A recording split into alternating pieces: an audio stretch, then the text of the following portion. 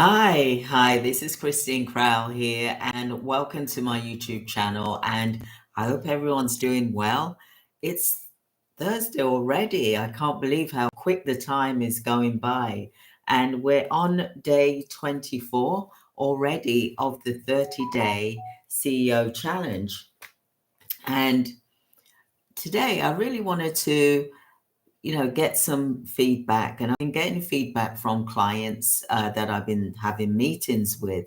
And what is so wonderful is to hear their feedback about how they feel with regards to their leadership, with regards to them being a CEO.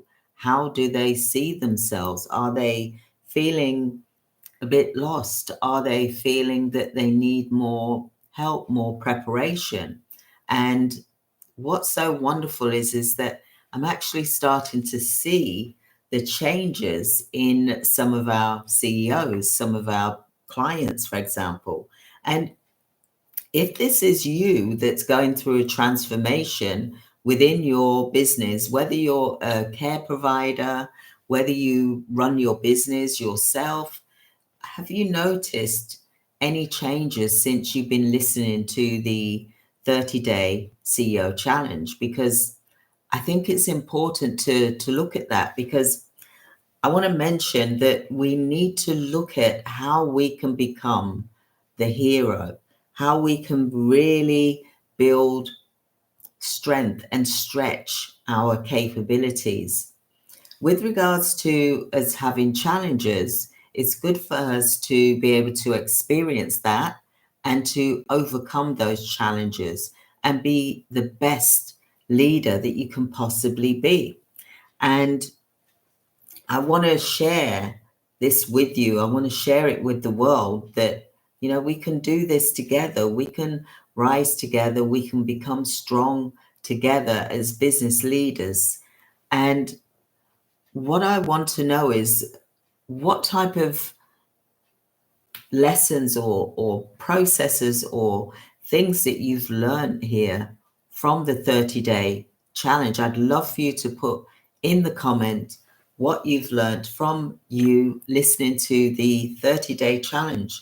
Sometimes you may not have learned anything. Sometimes you've learned something, or you've had a aha moment and you've thought, hey, I can do this.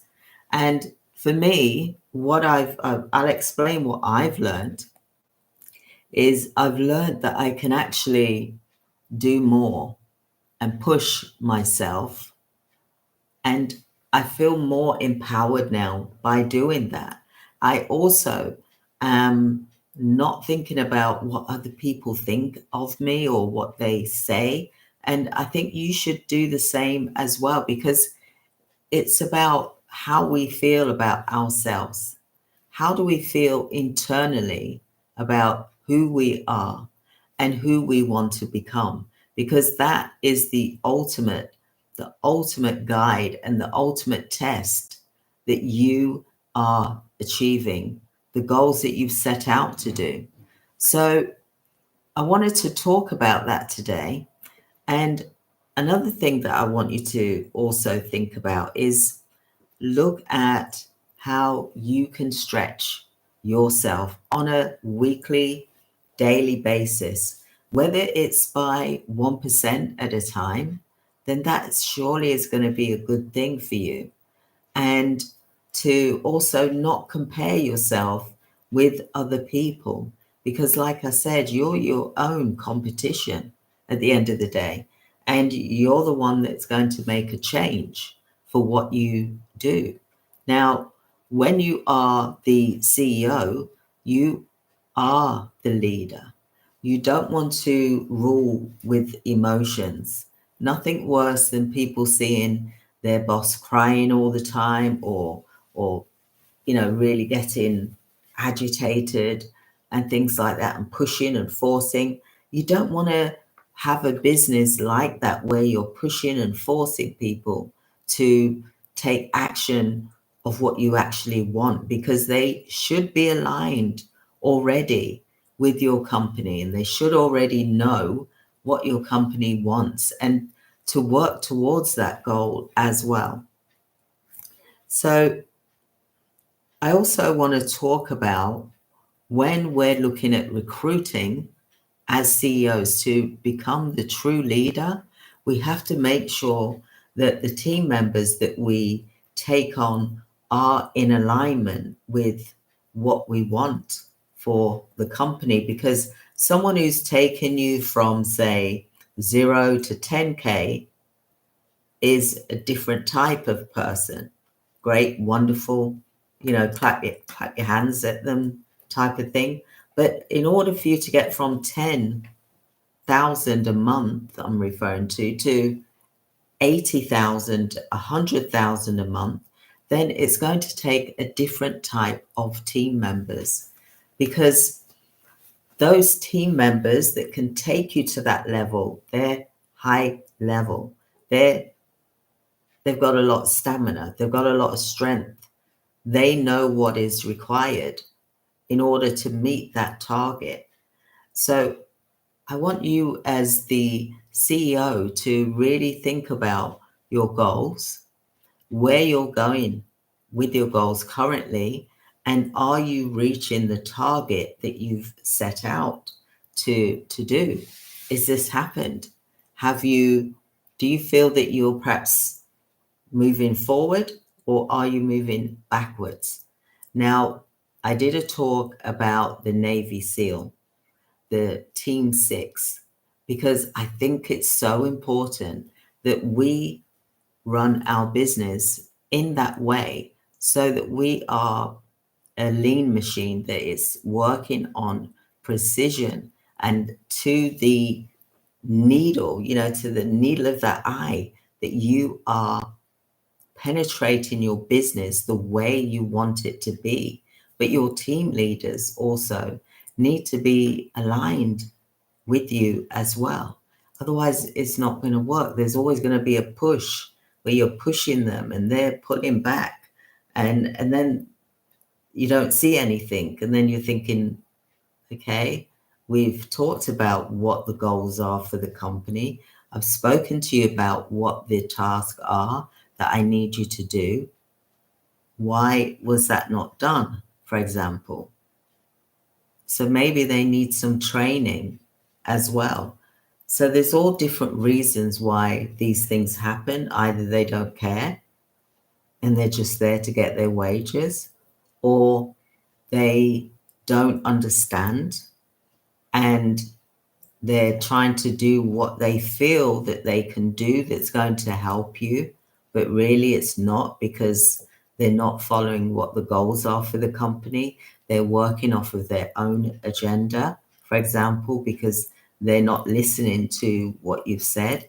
And that's why it's important for you as the CEO to have those meetings on a daily basis or once a week, where you talk about what the goals are for the company and where you are and where you want it to be.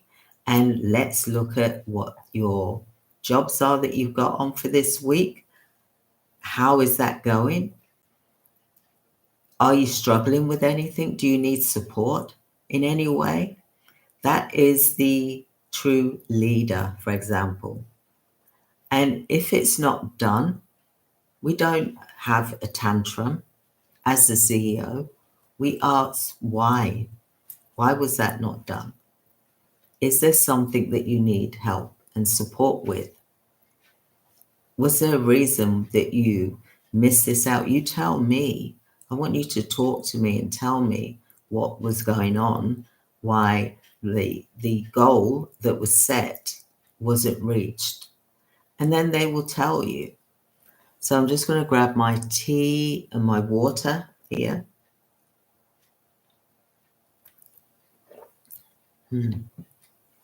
So, sit back.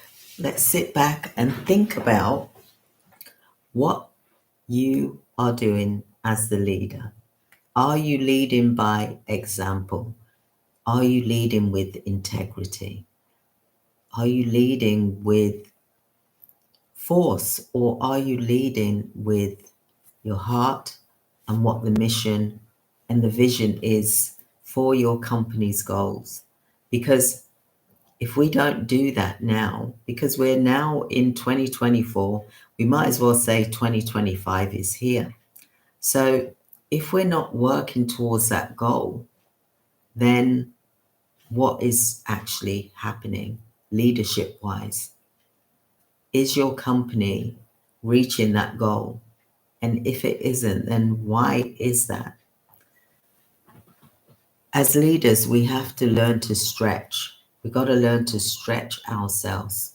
We got to learn to, look at the opportunities, good or bad, and make it work to a positive advantage. For example, you may be faced with a challenge right now.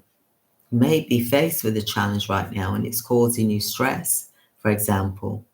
But that you can look at that and say, what is the opportunity that I can learn from this?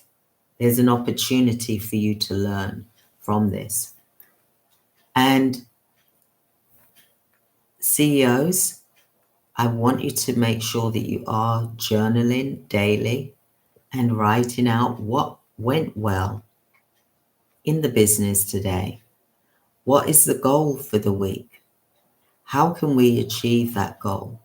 And is there anything that is a concern that is stopping you from reaching that goal? And this is day 24, for example, and it's the CEO challenge. And I created this 30-day CEO challenge so that I'm giving you as much information as possible of things that a CEO has to face on a regular basis. Now, a CEO, there's different forms of CEO. There's the ones that are, quite strict, for example. There's the ones that are soft.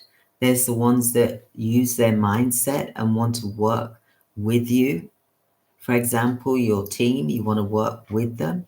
So what is it that you can give that's going to help grow your business?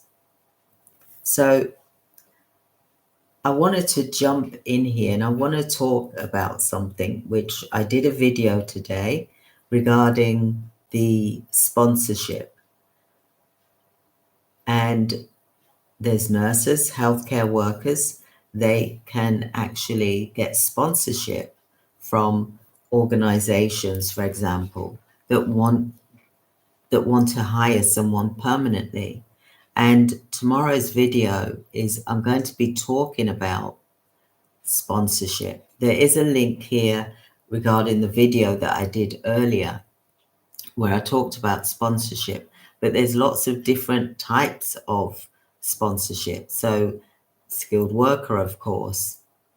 There's the sponsorship where the nurse or the healthcare worker will approach the organization themselves without paying any fees.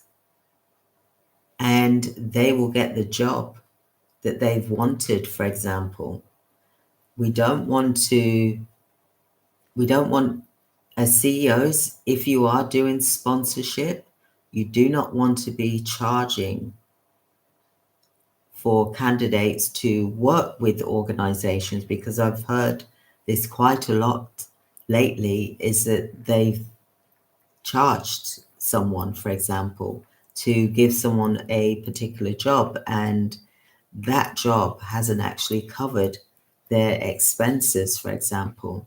And I'm going to delve into this more about how you can get sponsored to work in the UK or the USA, for example, but I'm referring to the UK at the moment. And what you can do is you can be a nurse, you can be a healthcare worker, you can be a skilled worker, be a recruitment coordinator. The NHS are recruiting all the time. They've got 5 5,000 vacancies. It might have gone down a bit, but 5,000 vacancies have come about, and they're looking for permanent staff members that can be sponsored, whether they come from Africa, whether they come from the Philippines, whether they come from another country, because there's different zones, I call them. There's the green list, there's the red list, there's, amber, all of these different lists, for example. And you can actually, rather than pay a company, because some people have paid companies like 10, 20, 30,000 to come over, you can actually approach these organizations like the NHS, because it can be a good place to work. I'm not going to say it isn't, because you do get a lot of benefits. You do get a lot of things that's going to be of benefit to you and experience, and they will pay for you to do training as well. So you get the training and you get paid. So there's development there that you can grow within the NHS. So CEOs, why am I saying this to you? You can provide staff members sponsorship, for example, to the NHS, for example, and you can be paid by the NHS. But I'm doing a two-pronged here, because I don't want people to just think, the recruitment company is going to charge me. Individuals themselves, they can actually approach the NHS and they can actually get the job that they've wanted. Like, for example, there's a lot of vacancies at the moment to do with recruitment coordinators, where they're recruiting permanent staff members. That is on sponsorship. And someone could come from Africa or the Philippines, for example. And I'm just using that as an example.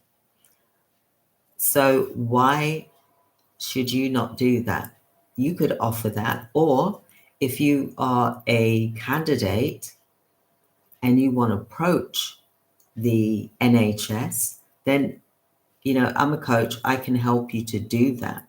And I'm going to be doing some training regarding this, because this is something that is just, it's happening right now. The vacancies is here. We just had the UK budget, for example, and part of that is to do with the NHS and helping to hire permanent staff members. So you could be working in conjunction with the NHS, or you could be a candidate that is looking to get a job with the NHS and be sponsored.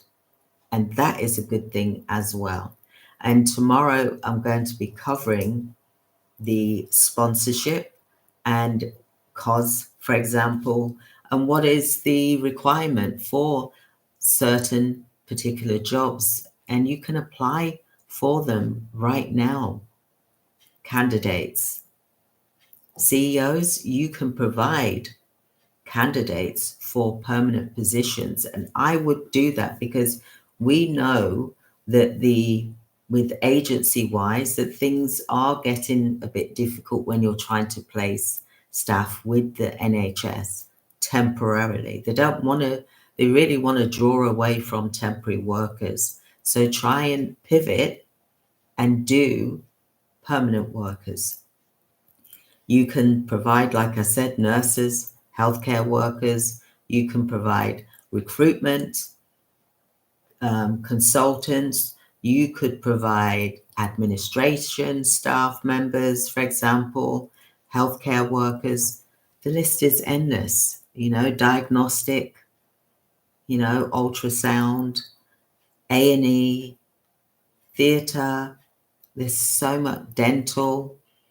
And think about this.